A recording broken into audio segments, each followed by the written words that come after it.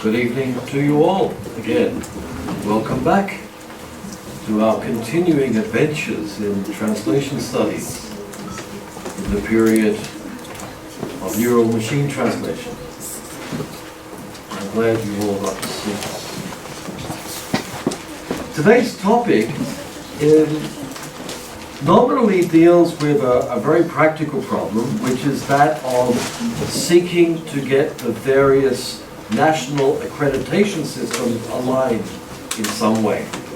In Australia that's NATI, in China it's CATI with a few other things around, in the United States it's the ATA, in the United Kingdom it's the Chartered Institute of Linguists. There are these different accreditation systems in the world, and my initial problem is how can they be coordinated so that we have possibly one day, one accreditation system. That's a practical problem. And I know a few of you are doing work on accreditation systems and examination systems to test what we can do.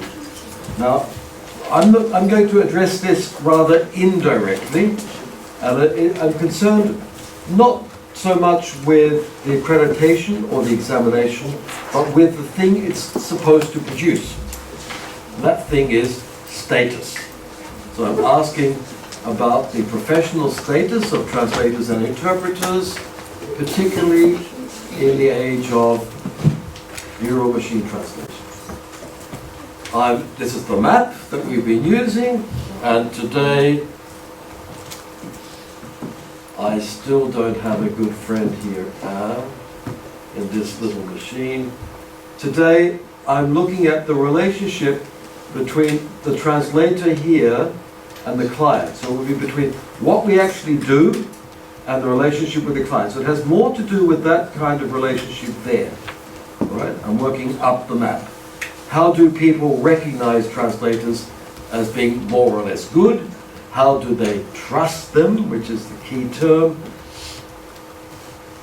How do they choose to pay them correctly or not, which is even more important, perhaps.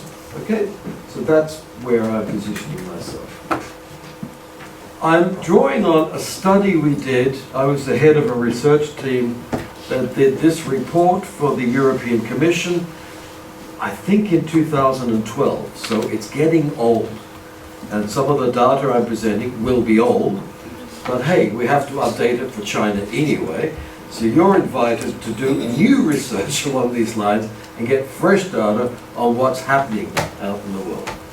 In 2012, the Directorate General for Translation of the European Commission put out a tender for a study on the status of the translation profession, and they had specific questions they wanted answered. So we did that.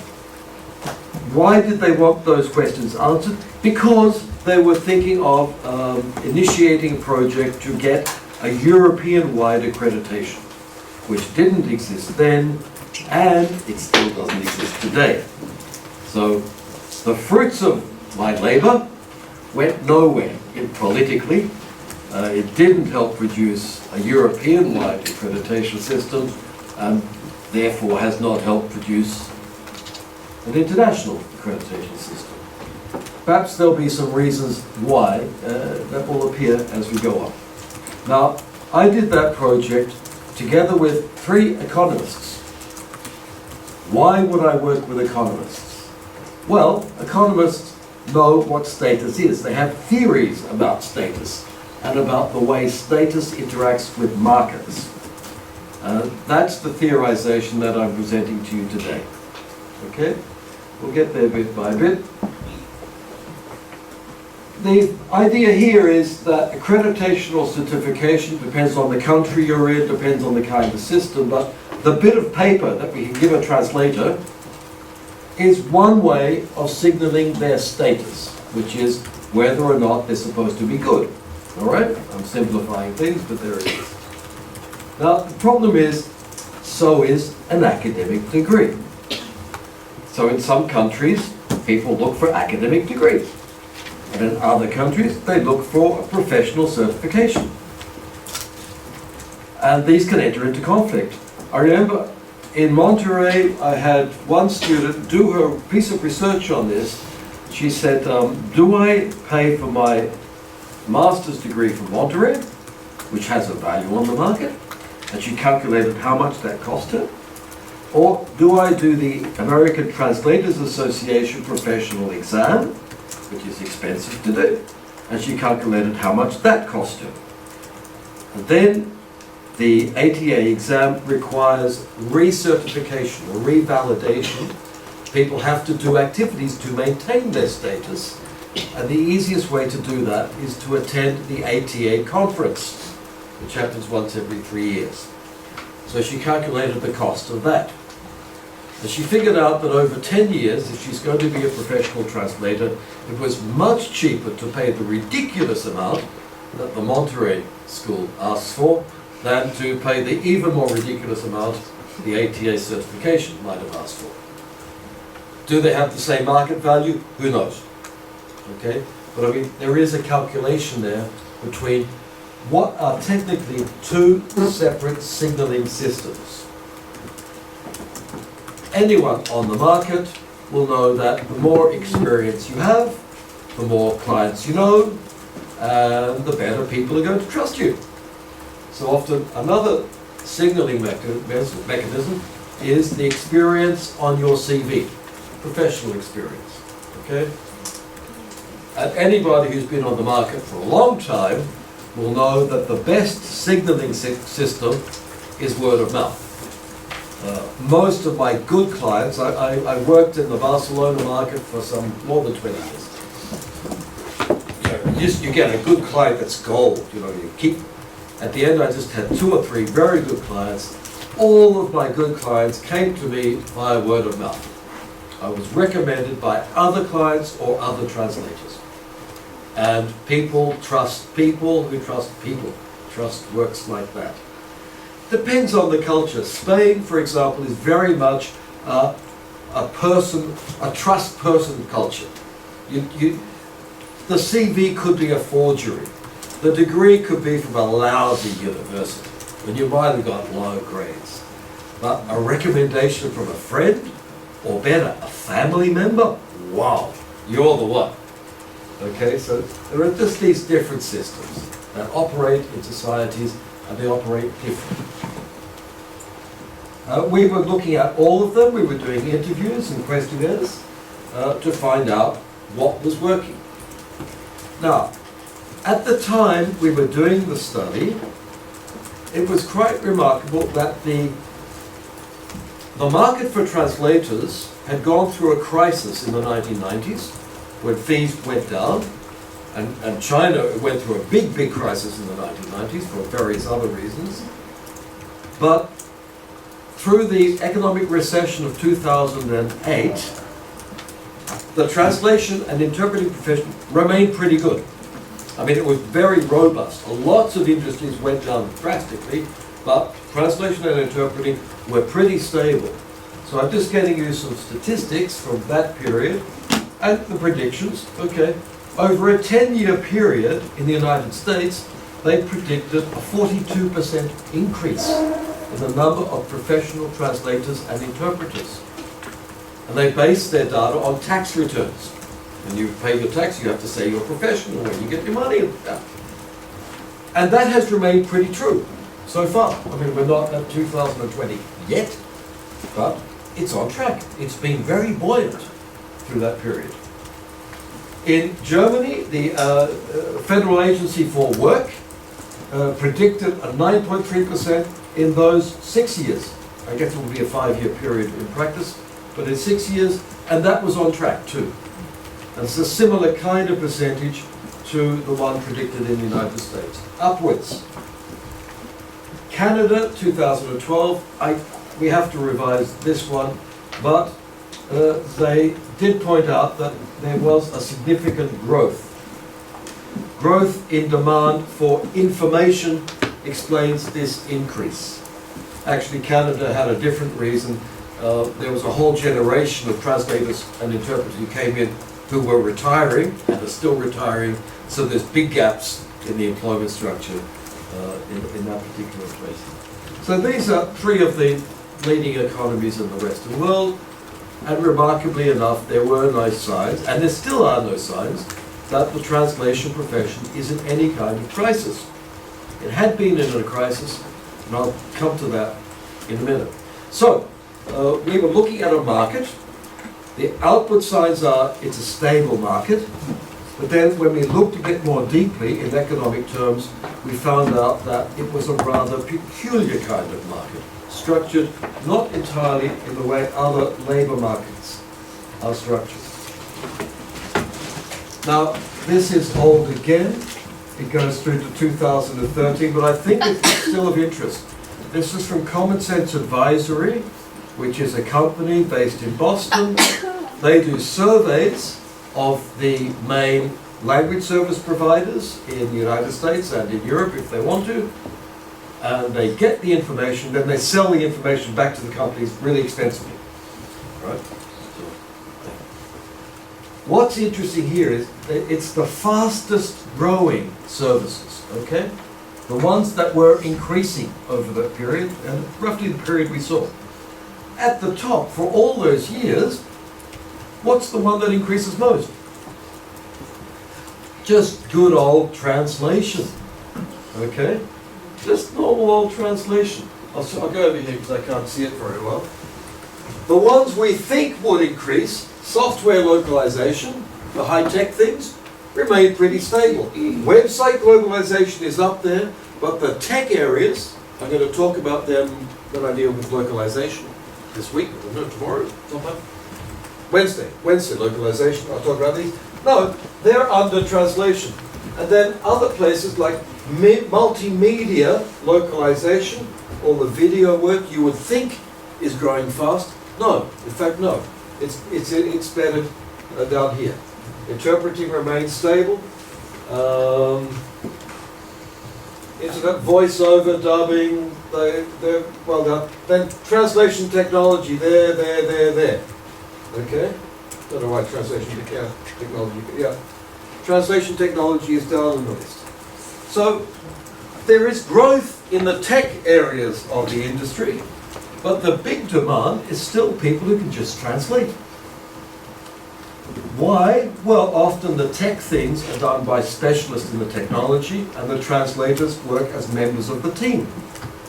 Okay? So if I was sending you a message, you all have to get good at doing these high-tech jobs, or you won't be employed, that would be the wrong message.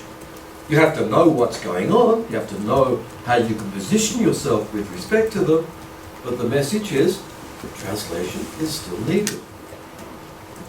Note also that over the longer period, we've got increasing globalization, increasing trade, therefore increasing demand for information flows across languages, fine. But we've also got increasing use of English as a lingua franca, all right? And the logic should be, the more English is a lingua franca, the less translations needed, because people will use English and not use translators. What happened?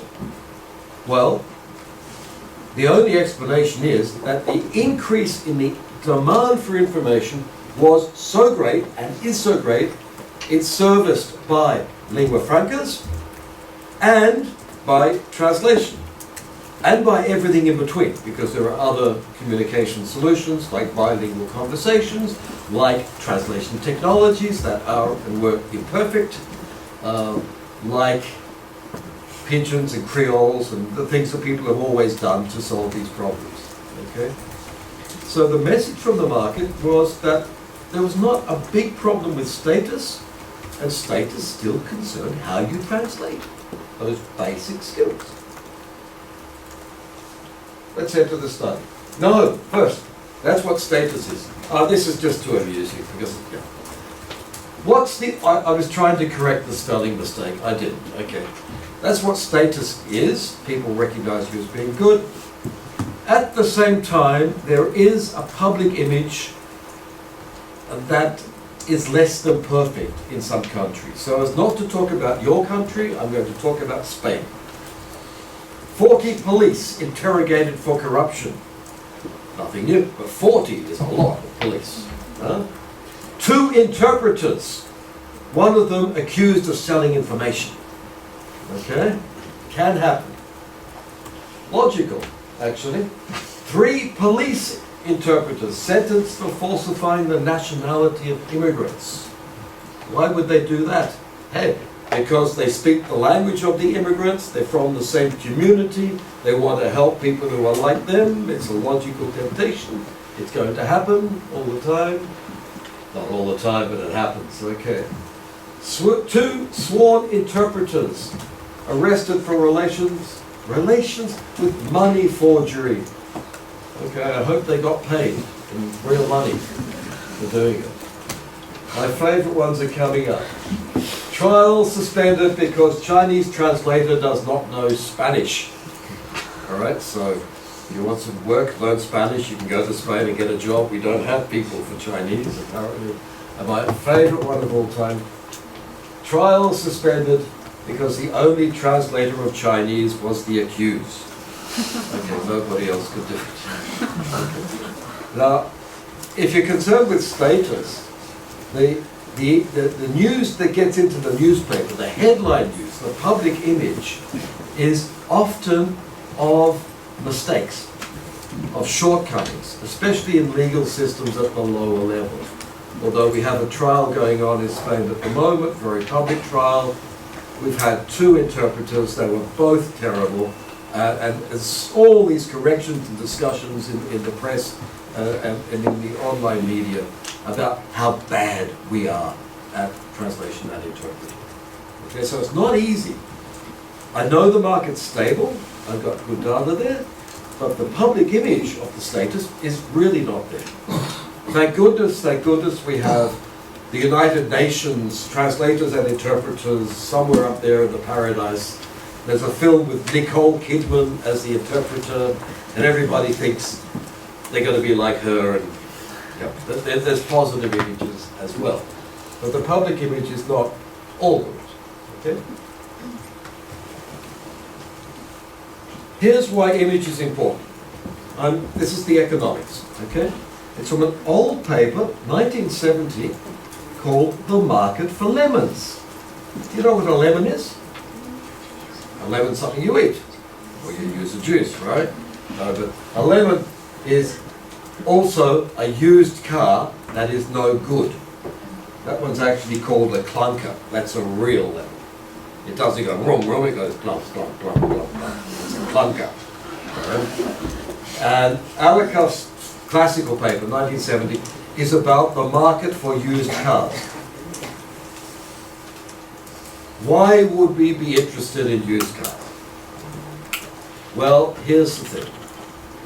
If you're buying, are they used cars, second-hand cars, pre-loved cars, as the marketing has it? Okay. You're buying an old car, put it that way. When you buy it, do you know what's inside? You know the outside, which looks flash and polished, really nice. But do you know what's in the motor? What's in the engine? What's going to go wrong in about 3 weeks' time and going to cost you $1,000, $4,000, $5,000, or whatever? Unless you're a mechanic, you don't know, right? Good. Now, you're buying a translation and you don't know the language. You don't know the target language. That's what most clients buy a translation for. They don't know the target language. They're buying a used car. They don't know what's in it. Now, the market for used cars in the 1950s in the United States, sorry, that's 11, okay? In case you know. The market for used cars, I'll just take that away, I'll explain the market. Okay. Went through the following cycle. Because people didn't know what was in it, they weren't going to pay much money. So the average price for used cars dropped. Makes sense? Because they calculate the probability of getting a lemon. And the greater the probability, the lower the price, right? Makes sense?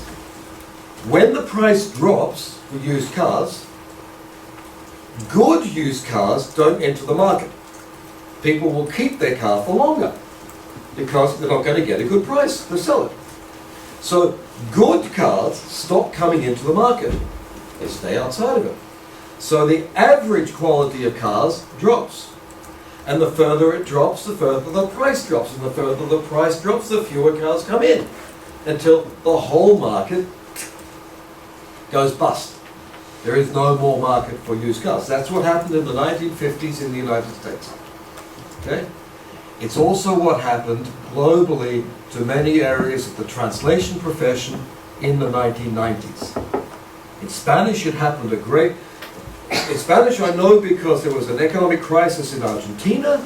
A lot of very good professional people in Argentina came onto the market. Nobody outside of Argentina knew who they were. They weren't going to pay very much. They would work for much less than people in Spain, where I was, or for the rest of South America. And so the general fees went down. Good translators stopped translating and did other things. General quality went down. And we were in that kind of meltdown of the market. China, the problem was, correct me, you'll know better than me, but I'm working from Tian Chuan Mao, who did a doctoral thesis with me.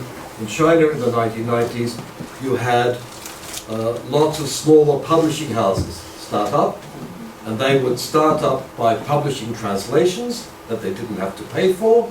So they plagiarized other people's translations, or put them together.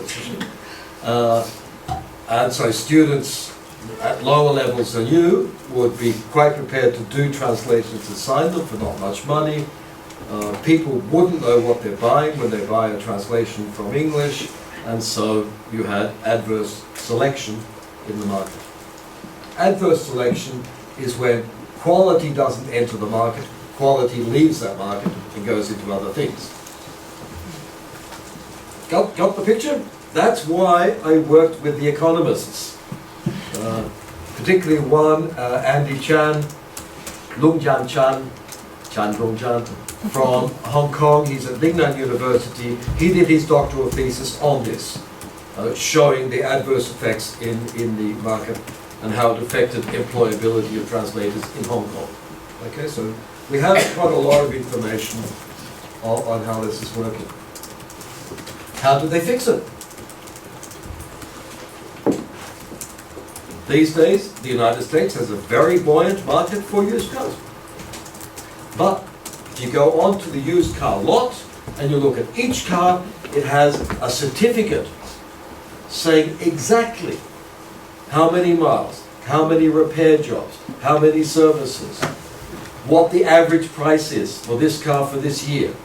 Or you can go online and you can find it. And they're all certified. It's controlled. They introduced a certification system so that the buyer could trust what was there without knowing what's inside. They look at the sticker and they have an idea, a much better idea of what they got. By introducing certification, there was more confidence in buying, they would pay more money, prices went up, good cars entered the market, the quality went up, prices went up better, and you got a good market back. That's why certification is important for lemons, a used car. Is it important for translation? Well, the logic is certainly there, because as I said before,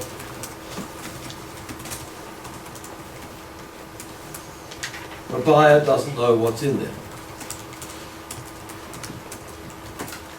This leads on to another part of the economic theory. That's adverse selection, right? The other part of the economic theory is called asymmetric information. And this is the part I really, really, really like.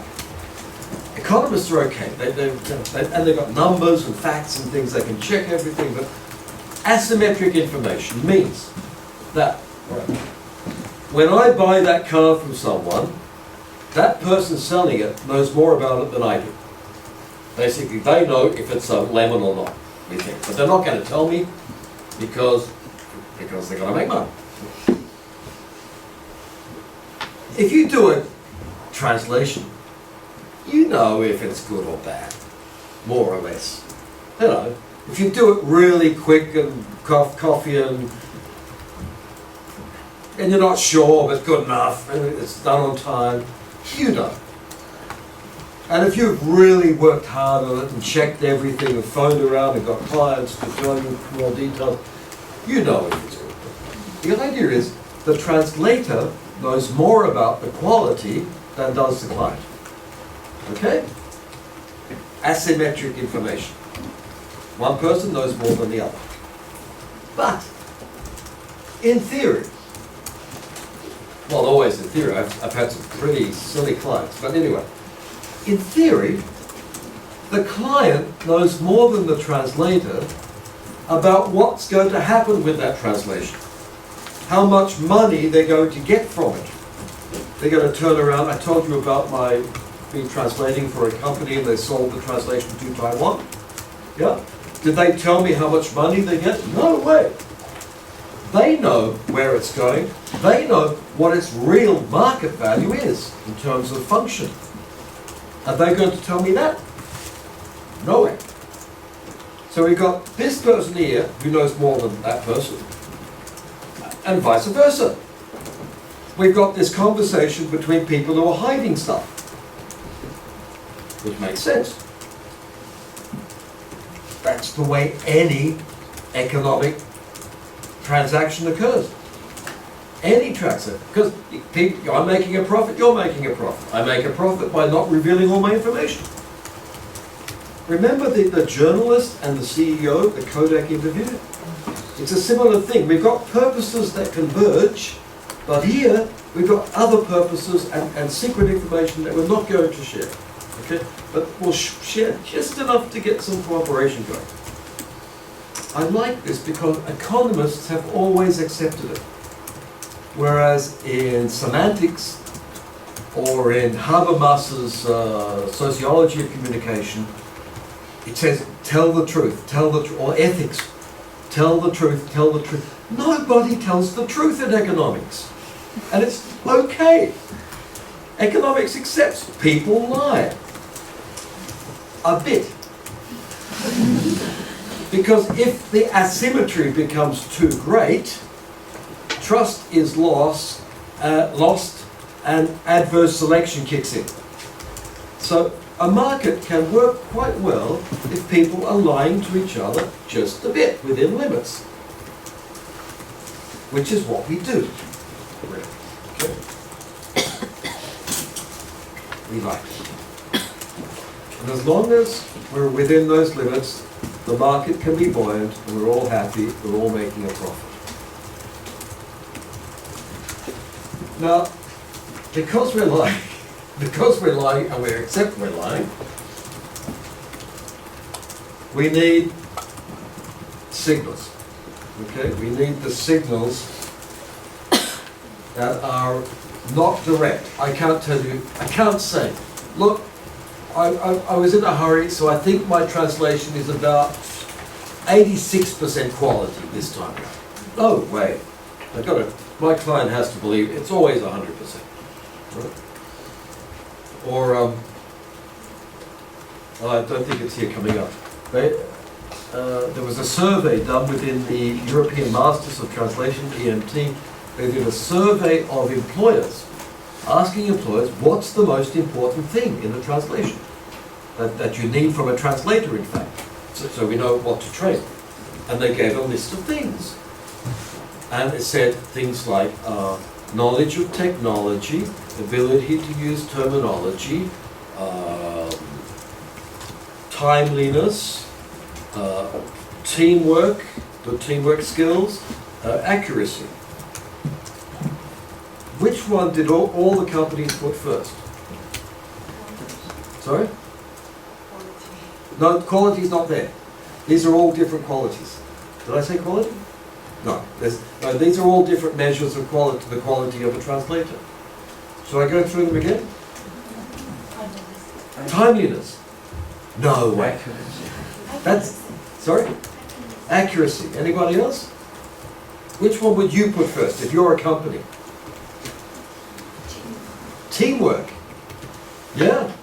Anybody else? Ability to work for low pay. that they think about that. Okay, what happened was, and actually this survey was used to present to the EMT, the European Masters of Translation, what we should be training people in. Now, every company said accuracy, number one. Now, I've worked for some of those companies. I know that if it's a decision between getting it there by the deadline or doing another revision to be accurate, which one wins? Deadline. Of course the deadline, timeliness. Yeah? Teamwork, yeah, people get the sack because they're not good team players. You know, they're a great translator, but a pain in the butt to work with, so he's out, okay? But publicly, because we're lying, every company has to promise its clients accuracy. It cannot say otherwise. It cannot say accuracy is number 2 for us. No, that doesn't work.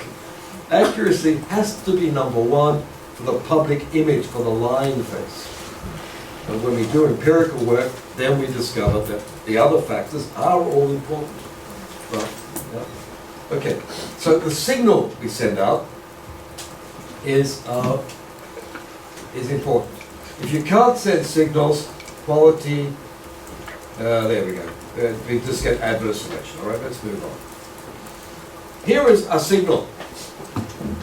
This is a certificate from the American Translators Association that the person is accredited. Certification, oh sorry, I can't read it. Certificate of Accreditation for Translation from Chinese into English. Now that is worth something on the market. We did the studies, other studies have been done. If you have that certification, you will get paid more than if you don't. Okay? Also, if you have a master's from Monterey, you'll get paid more than if you don't. And they're about the same. It's worth money. It's worth money because people don't know otherwise. If you've got that, they're going to trust you more. Now, how do I know it's worth money? Because if something is worth money, it gets stolen. And this one, as you can see there, was stolen. This is from a website called Translation Scammers. It's also a Facebook page, but you don't know about that. And on the Translation Scammers, you'll see about 3,500 of these, of cases where scammers have taken somebody's legitimate certification and CV and name and diplomas, put them in their own name on the web. That is identity theft. Okay? Or here, at least they created a fake name. At least they worked a bit to put somebody else's name there. All right? Okay? And the 4-2, okay. Translator Scammers Directory, that's what it's called. Then what do? They get a translation from the client, who trusts because of all the signals. What do? Neural machine translation. Translation, deliver the client, pay me, thank you very much, in the back. I mean, this is big business. This is where we come up against neural machine translation, because the client can't tell the difference. And they can only tell the difference because there are signals of status, and the signals can be stolen.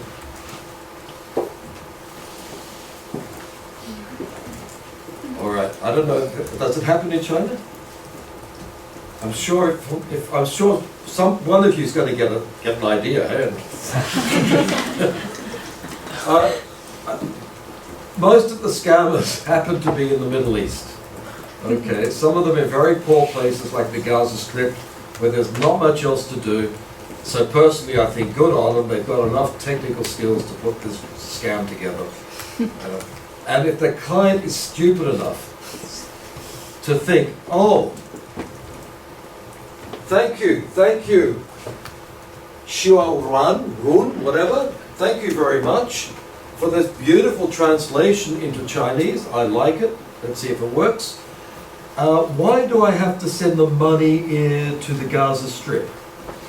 Okay, but where it gives up is the bank accounts are all in the Middle East, which is where you have to send the money via money transfer or computer, things like that. It's for the theory, though, it's nice to know that according to the theory, the signals have a value in themselves. This is the proof they have a value in themselves. How do we fight against this? Well, they do. You list them, and the main authorities who deliver this, the ATA, NATI, I don't know Kati, but online in the legitimate websites, you have a list of all the people who have the certification. So if you're in doubt, you can go in and check and see if they're there. If you want a translation into Spanish in Melbourne, go in, look for it, you'll find my name. You can trust me. Perhaps. Okay?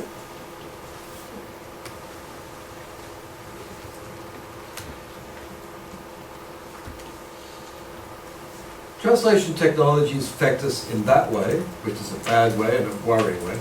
But more especially, as I said before, a lot of our work is done by machines.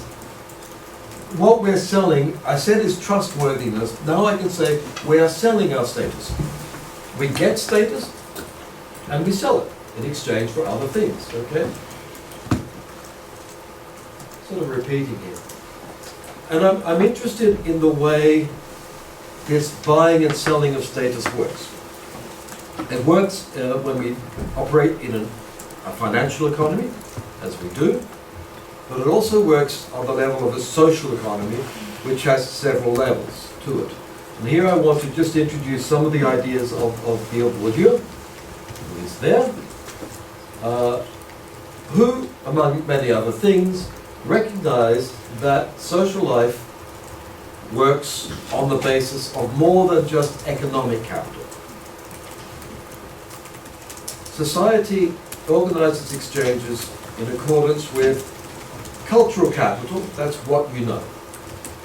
Okay, you come here to learn stuff, you learn it, you know it, that's what you exchange. But also, you exchange it for money. If I have knowledge, and I produce that knowledge, well, that's what I'm doing. So at the moment, I'm selling my cultural capital for economic capital, so my wife and son can have a holiday in China. It doesn't work. Yeah. Okay. But in the real world, there is also social capital. Who you know. My mum used to tell me all the time. She says, Anthony, it's not what you know, it's who you know. You know, make rich friends. Go to a certain, yeah, no, they did. My parents saved up a lot of money to send me to an exclusive private school so I could know all these people who now run Australia. Wouldn't help me at all. So, okay, all right, so social capital, but you know that works too. And that's also the word of mouth thing I was talking about, okay, which is incredibly important. There's another one, and that's it. Symbolic capital, and that's the prestige value, which is there in itself. The signals I'm talking about are there. Now, they are not the same thing. For Bourdieu, it's very clear it's not the same thing. That symbolic prestige is not because you know something, or you're rich, or you have good friends. Okay? It can be there in itself. For example, my parents saved up a lot of economic capital, so I could learn stuff, cultural capital, but also get a prestigious, did I get prestigious? Not really, but anyway, let's pretend, university degree, okay? And then I use that university degree to get a job, to get some money, economic capital, but at the same time, I meet people in that job and I use that social capital to move on to another job where I actually learn things I did back. Any capital can be converted into any other. It's like the principles of thermodynamics applied to society. Yeah? So status, the prestige, it's only one element in the mix. about how we get ahead. Now, let's try the conversions. When you study for a degree here, what capital are you investing? What capital do you receive? Well, is it free? So you're investing economic capital, and you receive what? Cultural capital and? Social. And what? Symbolic capital, because you get this is a very prestigious school. You've got prestige, yeah? Do you meet good friends? Yes? Yeah. So you do the massive conversion, right? You pay a bit of money and you get 3 kinds of capital in return. This is a good place. Yeah? Monterey was really interesting to analyze because I'm not going to tell you, no, do not tell anybody. Turn that camera off. In the 2 years they're there, they don't learn very much. They don't have to. Because they're really good when they come in, because their languages are really high, and they've been studying translation before anyway. And so there's not much to teach them, because translation, it's a lot of practice, but knowledge, but they have a wonderful network of alumni, of former students who have all the translation companies around the place, and in Silicon Valley, and in the spy networks and all around the world. So you get a really good job through social capital. Yeah? So the exchange is economic capital for social capital, and a bit of the prestige of the certificate as well. So some places don't require you to know anything.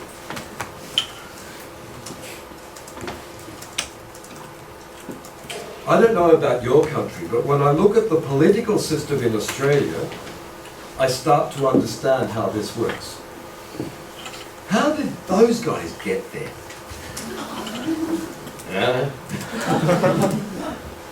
All right. When you're working, do you want to work for a small startup company, or do you want to work for a big established company? My son just finished an MBA. He's got this problem. No, he chose a small startup company. Works his butt off. Works like crazy. Is getting nowhere. Thank you. What conversion is there? I mean, if you're working for important clients, what kind of conversion is that? You're selling your knowledge. You're selling your cultural capital, whatever you got, and you really build up social capital and symbolic capital, because on your CV, if you've got big major multinationals on your CV, whoa, that's a huge signal there. Okay, so I think my son is having okay. No, I tell you what, I studied with Bourdieu. He was a wonderful man. Okay, he wasn't my director, but he was in the same institution. Very, very clever. You know what he left out here? What other kind of capital? If you had a 5th capital, what would it be? Any idea? Okay. Happiness. He didn't think that people would work to be happy. It didn't click. And he also thought that everybody was against everybody. Yeah? It's a zero-sum game. There's no concept of cooperation, no concept of happiness in the model. So my son is working because he's happy doing it. he's gone beyond Portugal. And the same thing, you go to a prestigious university, obviously the logic's kicking. This model can explain a lot of social life. It can also explain why, in the translation market, just having that symbolic capital, just having that one kind of signaling is not enough, because there are many, many other things going on. It may have been enough to fix up the used car market, okay? But the professions we've got going on now are rather more complex, and I think we have to start looking at the whole of it to realize why a certification system may not work. Okay.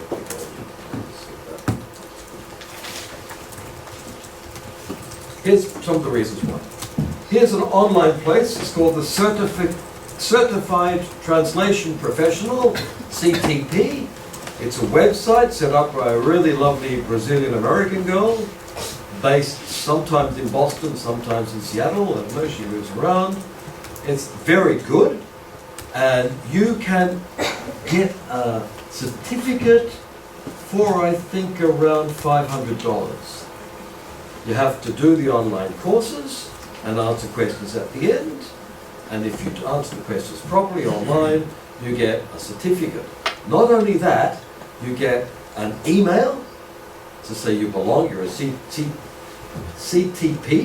professional, whatever, and you get a stamp to put on your translations. All the signals of professionalism there for $500. Great! Why not? Better than paying, what does Monterey cost? 30 plus 30, 60, about $100,000 for 2 years of Monterey. Here's her website. She's got the L store, your language store. What do you need? Sorry, I have to go over here again. Find what you need for your translation biz. This is how you get rich, folks. Set up your translation business.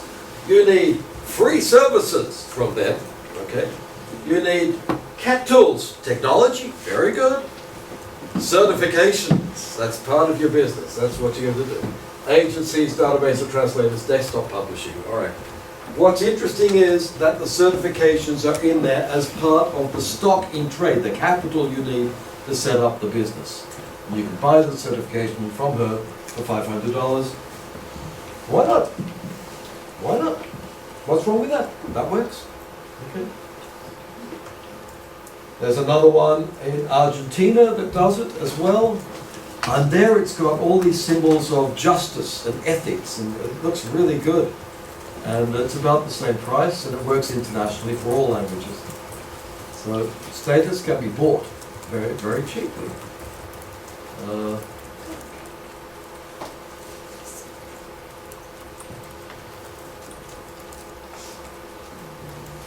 The translation profession is an unprotected title. I believe so in China too. Anyone can call themselves a translator or interpreter. There's nothing illegal about that. And over the entire world, we found one country, Slovakia. Do you know where that is? It used to be Czechoslovakia, now it's Slovakia. That's the bottom part of it. Where they had a law which says that to be a translator, you must have a degree in translation or a degree in a foreign language, or has spent 7 years in a foreign country, or speak the language very well. Well, they tried. They really did. The translators in Slovakia got together and tried to get a law through, and then it was watered down. But for the rest of the world, anybody can pick up any signal and use it, and it's legal. Not like doctors, dentists, lawyers, architects, engineers, airline pilots, I hope. I don't know. These liberal professions, airline pilots are not liberal profession, but the other professions that require high-level skills, they are protected titles. And not for translators. We haven't reached that stage. The profession is not ready for it in some way. Okay? So the signals are great, the signals work, but not entirely. Even the main employers, okay, they do recognize ATA, Chartered Institute of Linguists, MATI, and the university system in Germany. Okay? They do recognize this, but I got it down here. No, I'll come back to that. No, come back to that.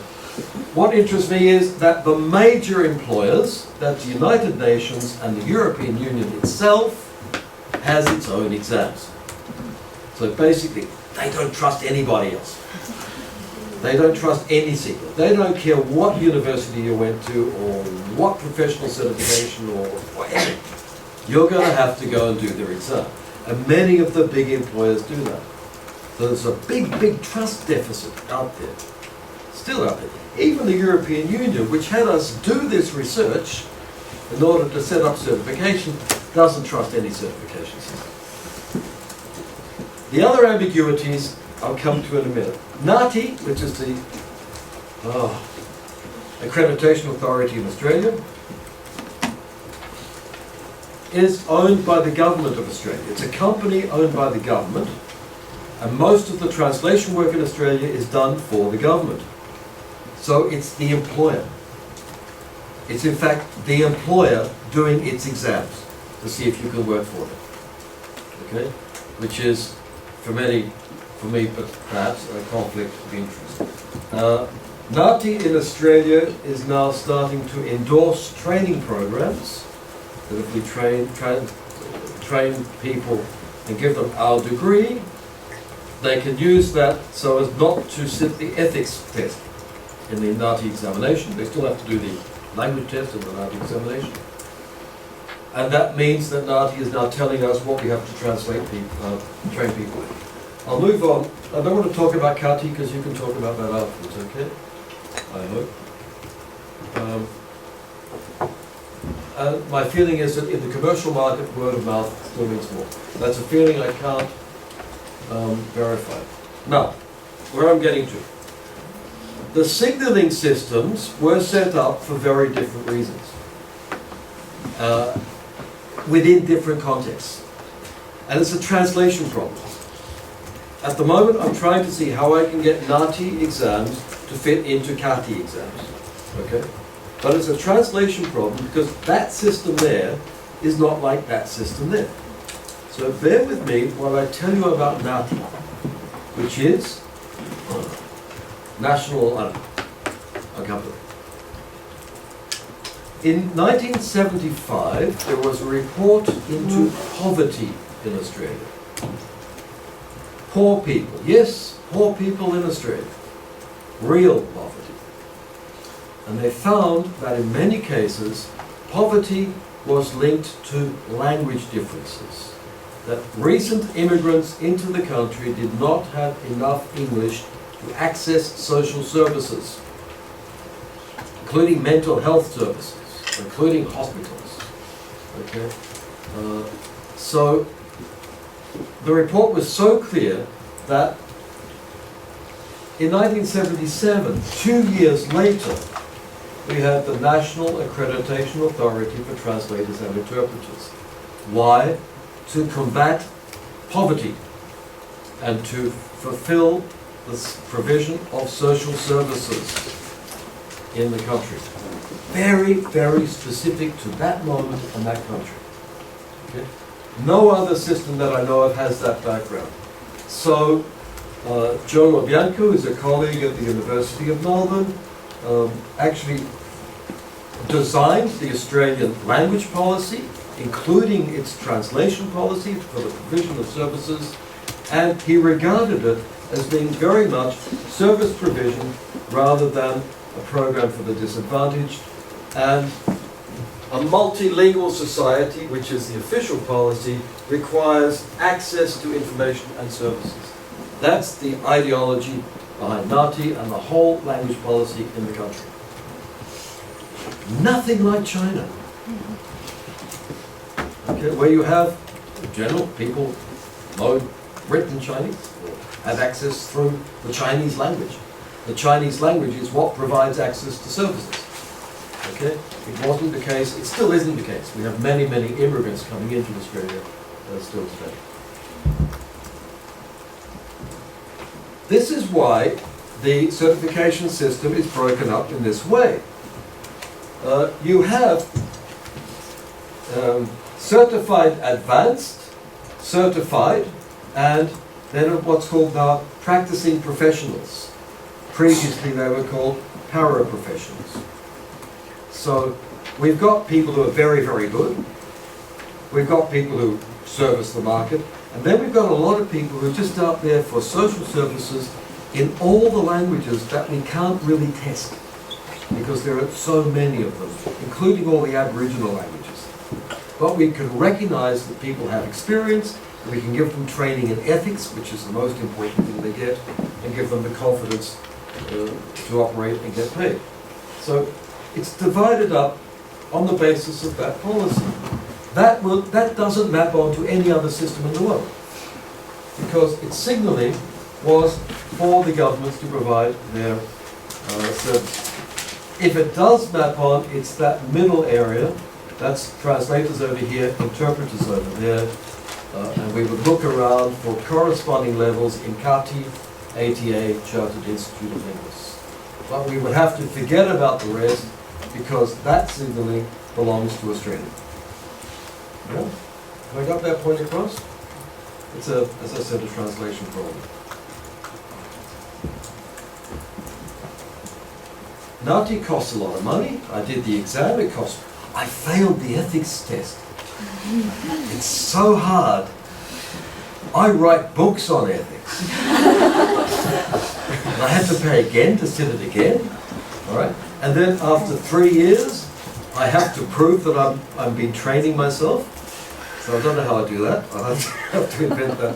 So actually, it's quite expensive to keep in there as a practicing professional. And the ATA has the same thing. And to do it, either you go through one of the endorsed courses, or you can sit Ngati's own course, which is a 10-week part-time online course, which costs $1,350. So they're making quite a bit of money out of this as well, okay? They're going into the training. Now, what interests me is that on the Ngati website, it says it has accredited over 33,000 translators and interpreters. That's a lot. Now, I've calculated on the basis of macroeconomic data how many, about the Australian economy, how many full-time translators and interpreters are really needed. I came to 3,929. It means that you've got about 30,000 accredited translators out there who are not working. What's going on? What happened? Any guesses? I don't know. Do I tell you? No, I don't. Okay, what's happened is, sorry, visas. Visas. People want to get into Australia. To get into Australia, you need a profession that is needed. Until very recently, translation and interpretation were on the list of needed professions. So if you did the Ngati exam, you got more points, and you got a visa, and you could immigrate to Australia. And that's what they were doing. They were selling visas for 20,000 people. And that's your signaling mechanism, folks. Okay? They've now taken it off the list, except for some states and some languages. So for Chinese, it's still there, I think, because Chinese is a real need. Okay? I'm not telling you to go to Australia. I'm just trying to point out how something that looks so noble at the beginning actually becomes a business that makes money and sells visas. Some completely other purpose, right? So it's not the idealistic system that was back up. I'll go fast because time is going on. How are we going? 1.5 hours? Too long. That's what I thought. I've got to go quickly. Let me just mention the other things that are the symbol, okay? Because I've got the data. These are the translator associations in the world. The big ones were in the 1950s, up here. TAC is right up there somewhere. I couldn't get reliable data on how many people are members, because it's sort of a federation of others, and it was just impossible. But TAC is, I don't know, about 3 times 3 up there somewhere. This is the American Translators Association. This is Buenos Aires in Argentina, has a huge amount. Anyway, The big ones were founded in the 1950s, in the heroic age of the profession. And they were translators and interpreters together, and it was all fine and it worked, okay? What's interesting is all these ones that have been created afterwards. Why should they have been created afterwards? Why do we have lots of new associations? The reason is that the profession has broken up. I just did an analysis of the way the profession was working. In the 1970s, we got literary translators separating from the rest. In the 1970s, interpreters separate. That has continued. In Shanghai, there are 2 associations for conference interpreters. Why in Shanghai do you need 2? Because there are 2 schools that train them. Anyway, one is for diplomats and the other for India. Sworn and legal separates. Then regional languages. In Spain, we have regional languages, Catalan, Galician, and Basque. They separate from the national associations. Audiovisuals in the 1990s. Go on. And in the 2000s, we get small associations which are completely different from the big ones at the beginning. Okay? What does this tell us? It tells us that this profession has been fragmented. People separate into their specializations. So the mentality of accreditation, certification was everybody in the same boat. But the reality of the profession has been a fragmentation and specialization. That's not a bad thing. But the signaling mechanisms have not kept pace. Right? Now, small ones at the bottom are usually young people using social media, and they don't try to certify. They are based on sharing information and publishing jobs and connecting translators with clients. So it's very much a cooperative, helpful kind of association, using social media and not having entrance exams and not having huge fees or any of that. Okay, so the profession has really changed quite radically, just looking at the associations. It means that the signaling power, the classical signals have weakened. Doesn't mean the profession's got worse, it just means that we can't think the same way. I'm going to go quickly. You can see employers there. We did various tests, but these are the conclusions. They don't really trust the classical signals either, but then neither do the people. We also find that the profession is part-time at 60%, freelance about 74%. Lots of women, but that doesn't mean anything. This is from a thing on signed interpreters. You've got things that aren't professions, like foster parents, childcare providers, all right? These are these are accountants, by the way, liberal professions. We're somewhere there, along with teachers, social workers, nurses, perhaps depending on the country, okay? And the question is, are we able to move from there up to there? To have full, strong signals, an exclusive status where people only with these signals can get it. That's a question for you. My feeling is that a profession that is 60% part-time, all right, and 75% freelance is really not working that way. People seem to be interested in mixing up their jobs with other things, having kids at home, doing work they enjoy doing, when they enjoy doing it, working for only the clients they really like, perhaps searching happiness as well as others. Joseph Tseng in Taipei in 1992 worked out this model of how to get from market disorder, which is what I started with, to fully protected and licensed professionals. And his model is useful. Have I got anything there? No. His model is useful because it just includes everything. If you want to get there, you have to have, you have to have the government come in, you have to have certification come in, you have to have training institutions participate, all together to push it towards that end. Has it happened in any country? No. Why hasn't it happened?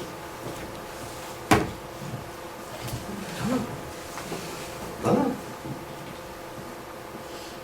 The theory of professionalization says you need all these things. Now, we've got theory,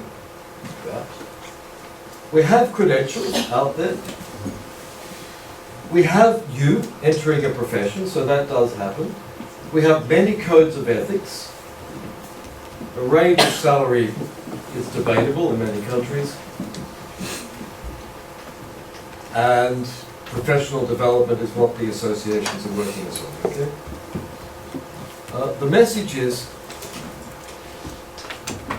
if I'm trying to get somewhere by looking for international certification, which is what I really want to do, I think we need it because we move, it's not going to be enough. All the message from the research is it has to be a common goal with lots and lots of institutions working together to move us there. And it's going to face opposition from a profession that is largely part-time and freelance.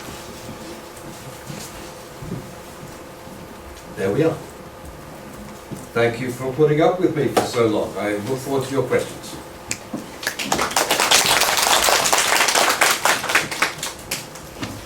Sorry it was long.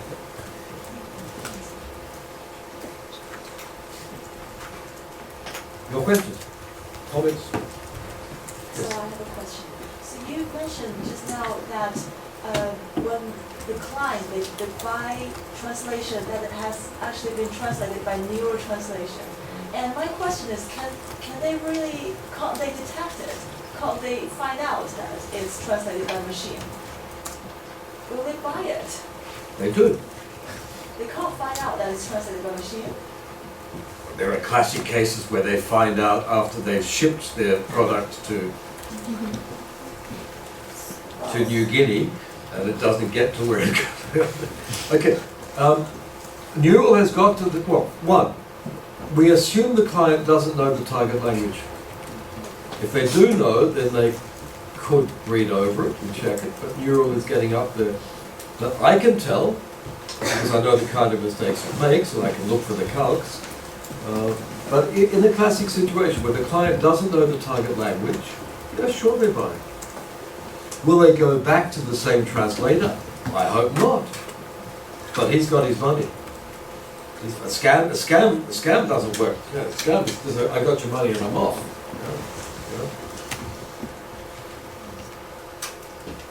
Part of it could be in trying to educate clients about this. But I think the best thing you can do is have that list, the website with the scams all listed. I don't know what else you can do there. Neural has got too good for that. Anybody else? Yes? I did some research to compare NATI with CATI. I think one of the biggest differences between two is NATI tests ethics and CATI doesn't. And as you might have already known, that TAC doesn't, so far doesn't have any code of conduct. But then they do have industrial standards, national standards, as well, and then recently they have the international standards also in place at ISO. So what in general are the differences between codified ethics and those kind of standards? Are they equally binding or not really?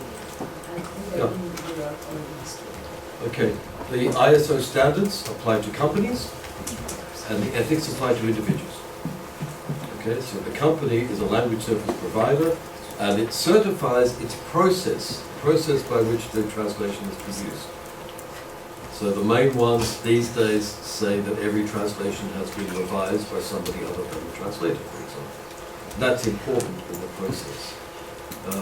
The ethics, much as I dislike it because I failed the test, And there are huge holes in it in philosophical terms.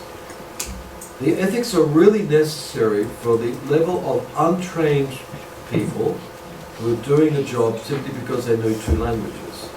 So they don't know, for example, that you can use the alien I. You don't have to say, my mum says that. You can use the voice, a simple voice, okay? They don't know that you're not supposed to take sides, even though it's your own community. Very basic ethical principles are very useful at that very basic level. But there's a huge difference between that and the company. Does that answer the question? Yeah, even the company, I'm not sure what kind of companies we're talking about, but then usually, companies also consist of professionals and contractors. Right? They're professionals and they should follow ethics. Yeah, industrial standards are for language service providers, okay, and are addressed to companies, whereas codes of ethics are addressed to individuals. But an individual can be a company, and 2 or 3 can even be a company as well. Yes. So when, for instance, complaints arises from the clients, so to whom do they approach? There's a professional organization which has some say in the principles, or for instance, the arbitrary court or things like that? Both. In NATI, a client who is unhappy with the performance of a certified professional can make a complaint to NATI, and they will look into the matter, and if necessary take it to a tribunal of 3 professionals who decide the issue. If that's not happy, it goes to the courts. Yes. We just translated into Spanish guidelines for it's written for judges in the courts about how they should use interpreters. Because we've got ethics for the interpreters, we know what they should do, but the legal professionals don't know how to use them. So there's a whole lot of instructions for them about how to interact. Often the ethical problems, the complaints even, come from ignorance about what the code of ethics is. Not always.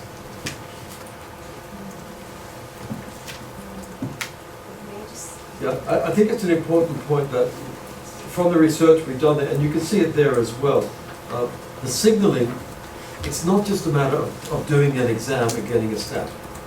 I mean, if the signal's going to work, codes of ethics are a big part of it. It's got to be in that mix as well, along with everything else.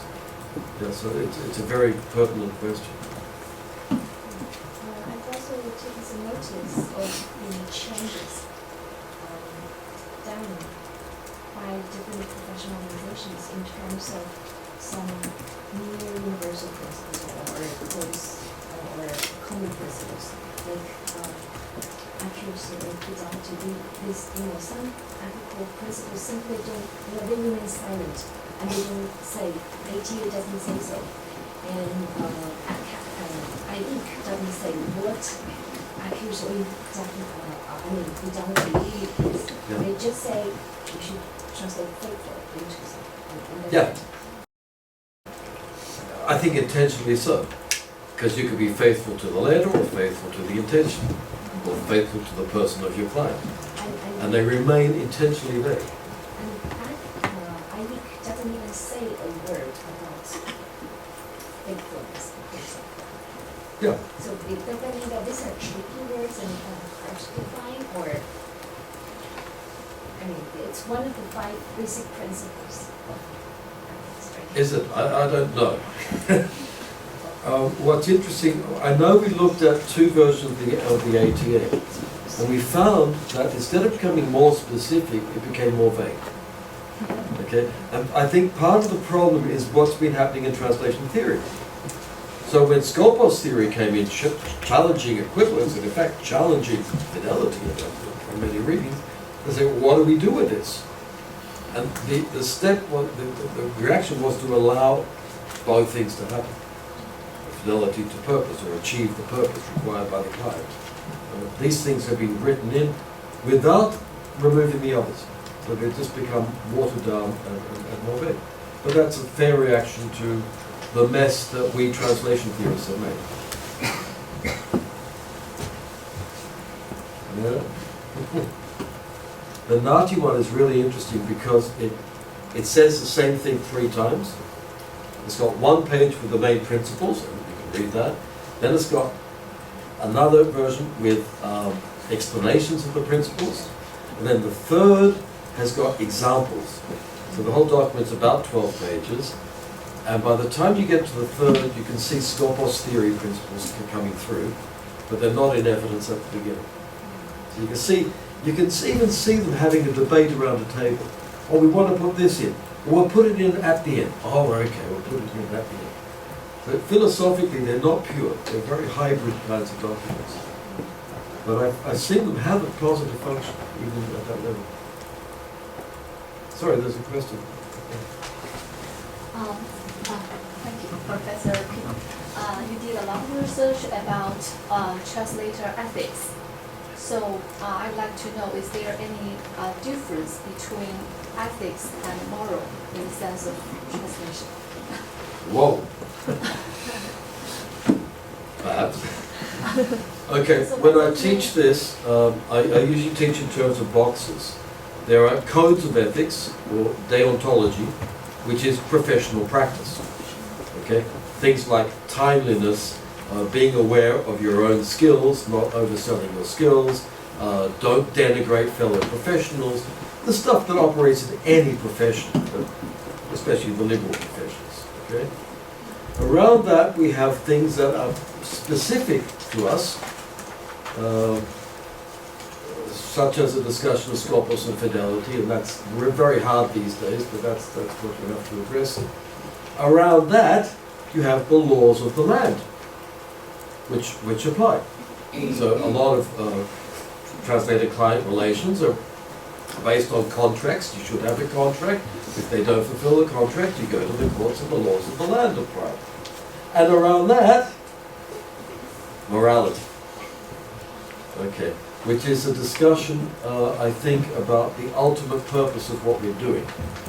And for me, that morality is where I bring in the theory of cooperation, of mutual benefits, of people having discord but being able to find common ground, and the translator's role as being that. Whereas other people argue that morality concerns not working for bad clients, or not working to have negative ecological or long-term social effects. So there's a moral debate on that wider level. I think it's important not to confuse all those levels. Does that answer the question? Yeah, thank you. Okay. I'm writing a paper now for one of the many handbooks on translator ethics, on part of ethics that concerns how the translator makes decisions, and I'm having to negotiate all those debates with my activist colleagues who say that that we shouldn't translate for bad clients, for example. I think we have to translate for. I don't mean bad clients. I mean clients who are bad people. Okay. I think we do have to translate for clients who are bad people, because we have to understand bad people. There has to be communication in a society, or it's not a society. But that's, I guess, a philosophical